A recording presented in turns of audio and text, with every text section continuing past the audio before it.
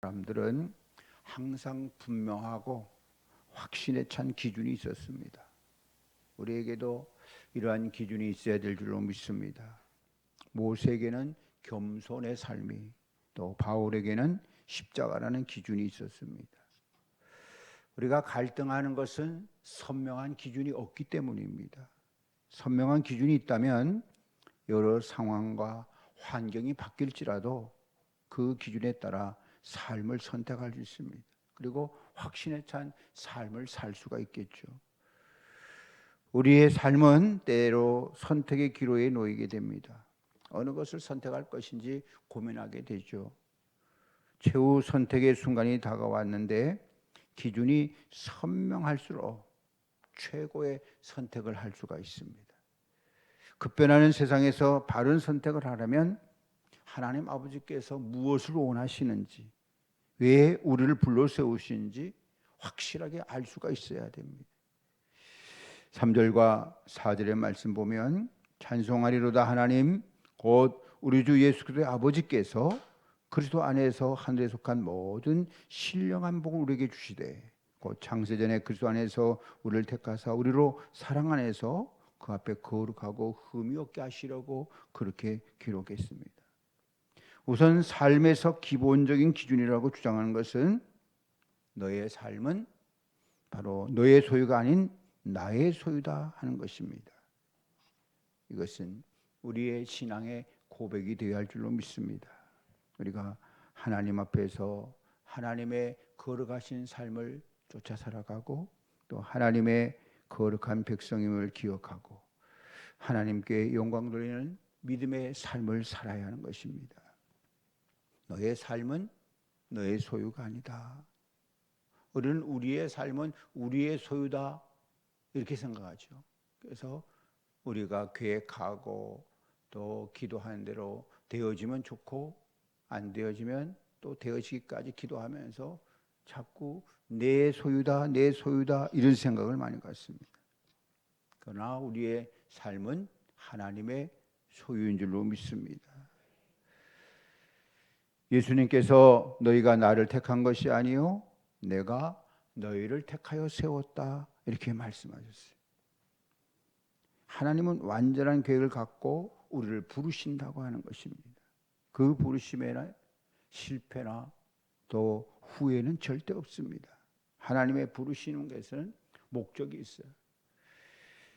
군사로 제자로 각자 사용하려고 부르신다 하는 거죠.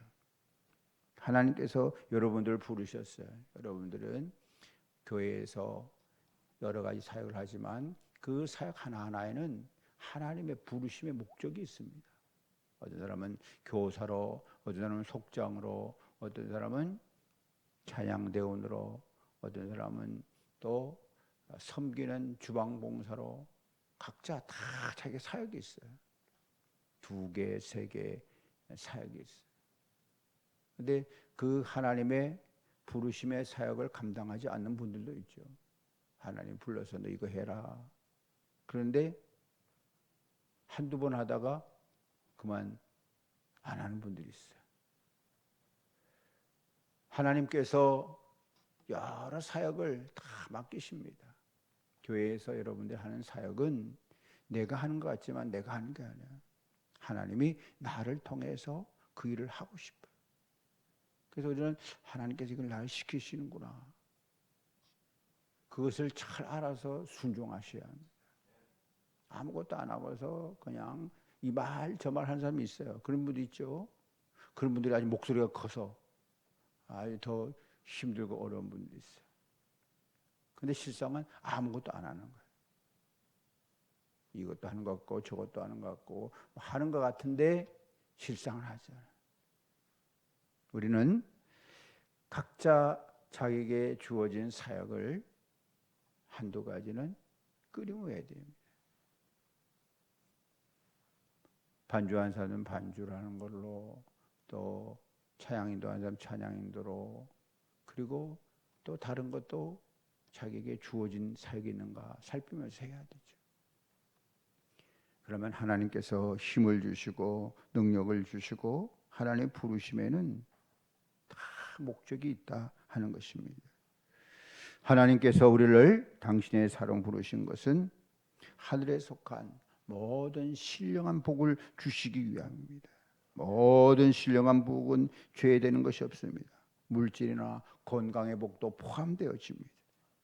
모든 신령한 복을 주시기 원하신 하나님은 이미 주신 복을 누리는 데 있어서 몇 가지 기준을 요구하시죠. 거룩입니다. 우리가 이게 거룩을 요구하시는데 거룩한 사람으로 살아가야 합니다. 오늘 본문에서 거룩하게 하시려고 우리에게 모든 신령한 복을 주신다 그렇게 얘기했습니다.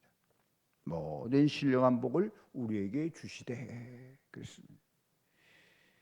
거룩하다는 것은 다르다는 뜻입니다. 또 분리된다는 뜻입니다. 우리가 다른 사람과 다르죠. 우리가 믿지 않는 사람과는 영 다릅니다. 같은 삶을 살아도 믿지 않는 사람들하고 같이 어울리고 이래도 믿는 사람은 뭔가 다른 표시가 나요. 저분은 뭔가 나하고 다르다. 우리가 안 믿는 사람들하고 뭐 학부모 회의도 가고 여러 모임도 가고 단체 활동도 하고 이래도 그 안 믿는 사람들이 나를 보면서 야, 저분은 뭔가 나하고 다르다. 뭔가 달라. 이런 느낌이 주어져요.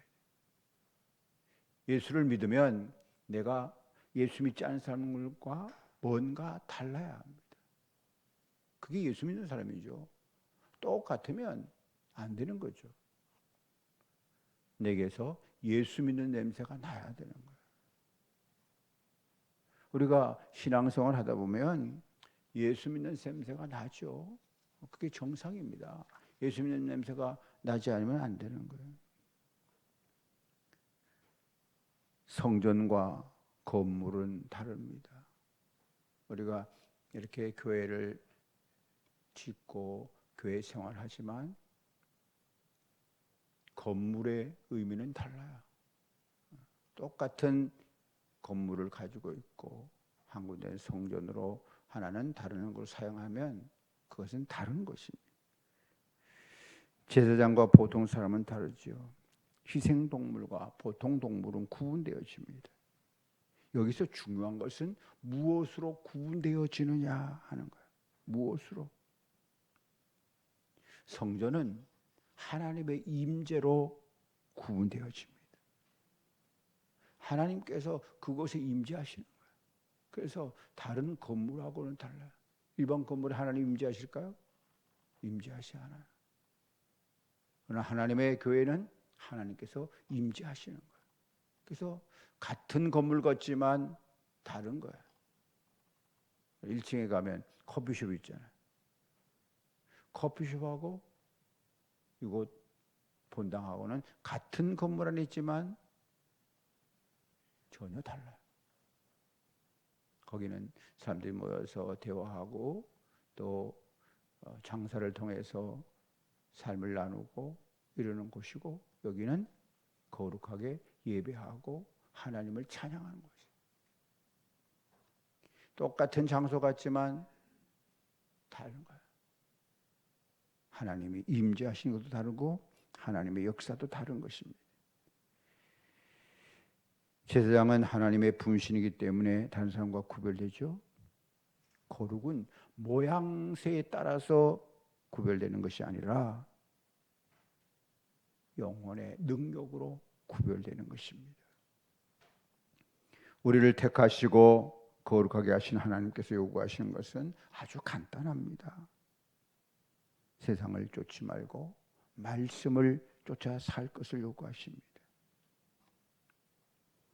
세상을 쫓지 말고 말씀을 따라 살아야 합니다. 이것이 구분되어지는 거죠. 세상을 자꾸 쫓아가면 세상 사람 되죠. 처음에는 세상을 쫓아 살아가도요 별로 표시가 안 납니다. 그런데 어느 정도 따라가게 되면 그때부터는 표시가 나요. 우리는 하나님의 말씀을 따라 살아가야 됩니다. 그죠? 하루하루 말씀을 따라 살아가는 거예요. 내가 말씀을 따라 살아가는데 내게 아무런 표시가 없다. 내가 말씀을 따라 살아가는 자인지 아닌지 구별이 안 된다. 그런데 구별이 됩니다. 말씀을 따라서 하루 살아가고 또 하루 살아가고 또 하루 살아가다 보면 말씀을 따라 살아가는 삶의 삶이 구별되어져요. 하나님 앞에서 떳떳하도록 애쓰고 노력하는 것이 진짜 주님께서 원하시는 거야. 내가 하나님 앞에서 떳떳해야 된다. 하나님 앞에서 귀하고 믿음이 복된 자로 삶을 살아가야 됩니다. 그리스도인들이 거룩하게 산다는 것은 세상 사람들과 격리되어 사는 것이 아니라 하나님께서 주신 거룩의 능력으로 세상을 변화시키고 구원해 나가는 일입니다. 하나님께 주신 거룩한 능력, 이거 가지고 가야 돼요. 그 거룩한 능력이 없으면 세상에서 지게 되죠. 츠기하라 차우네라고 하는 일본 사람이 있습니다. 이 사람은 1930년대 러시아와 리투아니아에서 대사로 근무했던 사람입니다. 그러니까 1930년대 초반을 러시아에서 또 후반은 리투아니아에서 대사로 근무했던 사람이죠. 어느 날 잠에서 깨어보니까 대사관 앞에 많은 사람이 몰려있는 거예요. 그래서 이게 웬일인가 싶어가지고 물어보니까 폴란드로 도망가려고 하는 유대인들입니다. 유대인들. 왜 왔을까요? 일본 비자가 필요한 거예요. 일본 비자를 받아가지고 유럽으로 도망가려고 하는 사람이죠. 그래서 본국에다가 전보를 쳤어요. 이 사람들에게 비자를 발급해 줘야 되느냐고. 그랬더니 일본에서는 안 된다고. 절대 안 된다고. 비자 발급해 주면 안 된다고. 그러니까 이 사람은 고민했죠. 내가 출세할 건가? 여기서 그만둘 건가? 생명을 구할 건가? 말 건가? 갈등했어요. 이 사람은 믿음의 사람입니다. 그러다가 내가 출세를 포기하고 사람들을 구해야 되겠다. 그래서 28일 동안 비자를 내주고 목숨을 구했습니다. 28일 동안이면 뭐 주변에 몰려온 사람들 어지간한 사람 다 내줬겠죠. 그리고는 파면당했습니다. 기자가 질문을 했어요. 그런데 그 대사의 아들이 대답했습니다. 우리 아버지는 정말 성공한 인생을 살았다고. 왜냐하면 하나님께서 아버지를 원하셨을 때 아버지는 자신을 드릴 수 있었다. 한번 생각해 보세요. 여러분 그런 위치에 있으면 나 비자 발급할 수 있을까? 내 목숨, 내 삶을 드릴 수 있을까? 이거 쉽지 않은 얘기입니다. 우리는 거룩도 모양을 갖추어 하기를 원하지만 예수님은 한 번도 그렇게 하신 적이 없어요.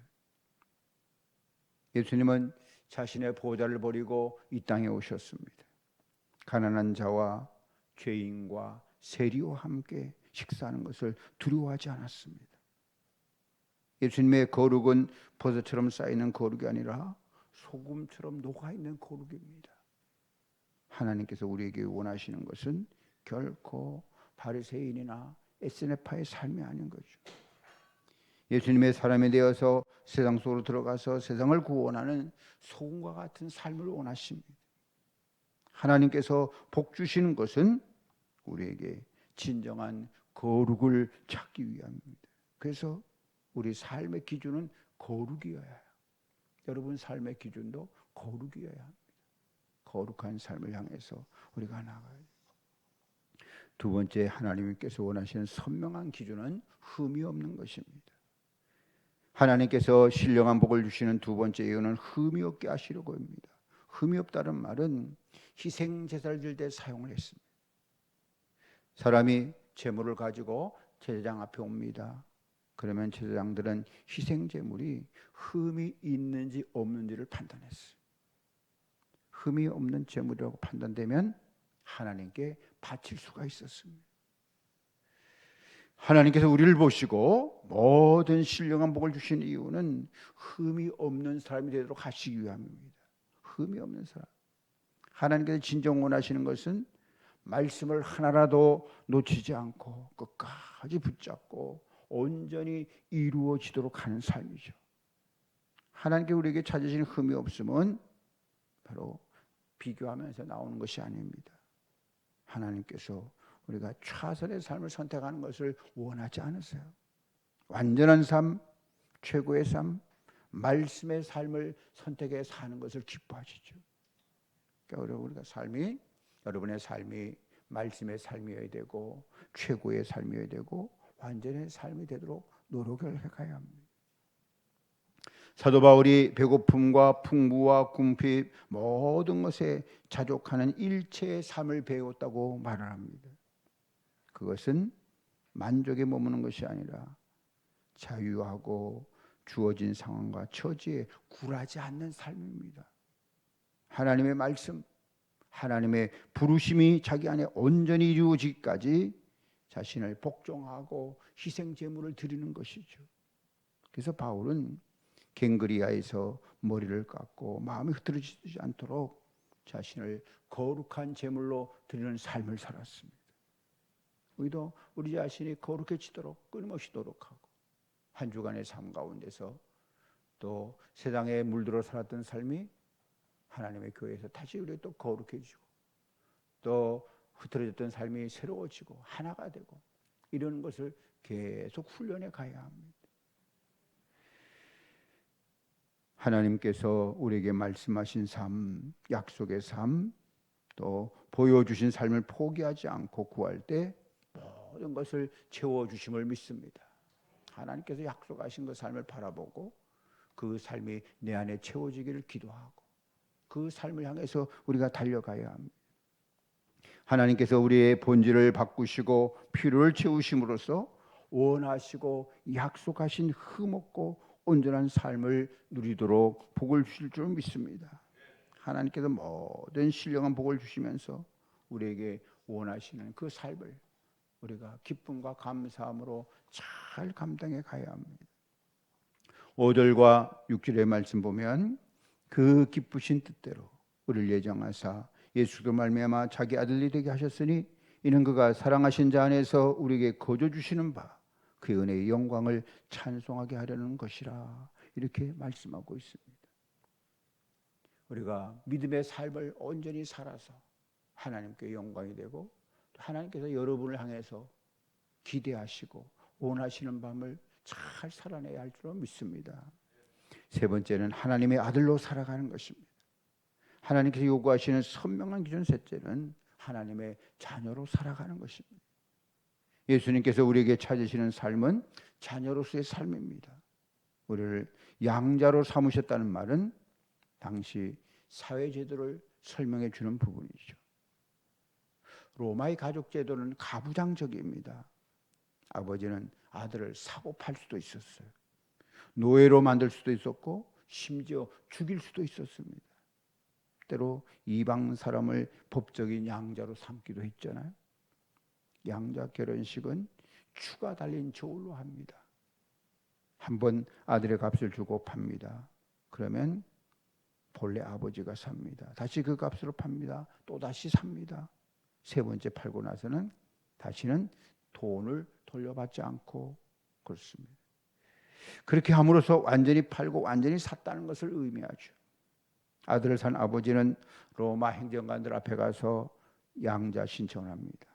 그러면 양자 아들은 본래 집에서 어떤 의무가 있어도 책임지지 않아요. 완전히 자유케 되는 것입니다. 그리고 자신을 맞이해 준 아버지 아들로서 권세를 갖고 누리게 됩니다. 그러니까 원래 아버지에서 이제 자기를 산 아버지에게로 가는 거예요. 이게 로마 시대에 가부장적 제도가 있었던 양자의 방법입니다. 하나님께서 우리를 믿음의 사람으로 살게 하시는데 그냥 살게 하시는 것이 아닙니다. 믿음의 삶을 보고 평가하신 후에 자녀로 삼으시는 게 아니라 믿음을 살기 전부터 하나님의 자녀로 삼으셨습니다. 그리고 예수님의 십자가의 승리를 통해서 하나님의 권세와 크신 복과 또 능력을 갖고 살도록 모든 것을 준비하셨습니다. 그러니까 우리는 세상 앞에 무릎을 꿇지 말아야 합니다. 하나님의 거룩한 자녀로서 하나님이 여러분들을 자녀로 삼으셨다고 하는 거예요. 그러니까 우리는 믿음의 승리를 이루어야 되고 또 이 땅을 살면서 내가 하나님의 거룩한 자녀다. 그러니까 담대하게 살아야 합니다. 하나님의 자녀로 우리가 소속이 바뀌었어요. 하나님의 거룩한 자녀일 뿐만 아니라 하나님의 당당한 자녀가 되셔야 합니다. 믿음의 승리를 이루고 여러 가지 죄악 가운데서 우리는 구원받아서 하나님 앞에 영광 돌리는 하나님의 자녀가 되었습니다. 우리는 예수님께서 값주고 사신 하나님의 자녀인 줄로 믿습니다.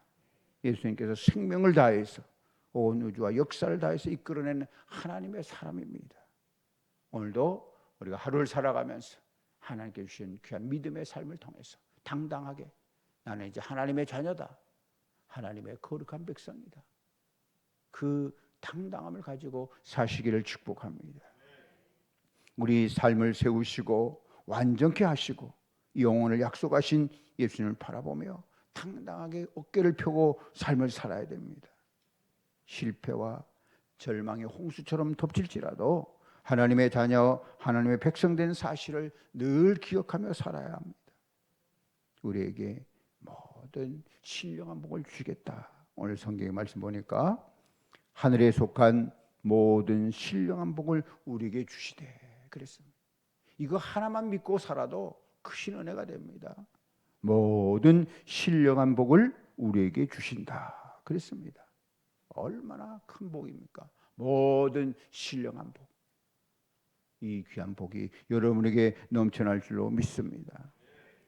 실패, 절망 이런 것들을 다 이기고 하나님의 자녀로서 하나님의 백성된 거룩한 은혜를 잊지 말고 우리에게 모든 신령한 복을 주시기도 약속하신 예수님께 더욱 집중하면서 믿음의 길을 걷는 여러분의 생활 되시기를 축복합니다. 오늘 하루도 하나님 아버지께서 여러분들 붙들으시고 여러분들의 걸어가는 길을 인도하시고 하나님의 성령께서 여러분을 지키시고 도와주실 줄로 믿습니다. 어떤 일을 하든지 오늘도 자신 있고 능력 있게 믿음의 길을 걷는 여러분의 삶이 되시기를 축복합니다. 하나님께서 원하시는 당당하고 멋지고 아름다운 삶을 마음껏 누리는 하나님의 자녀가 되시기를 축복합니다.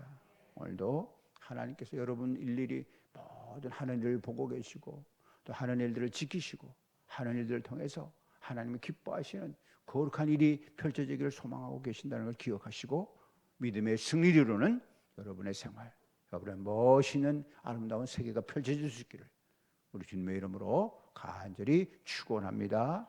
기도하겠습니다. 하나님 아버지 참으로 감사합니다.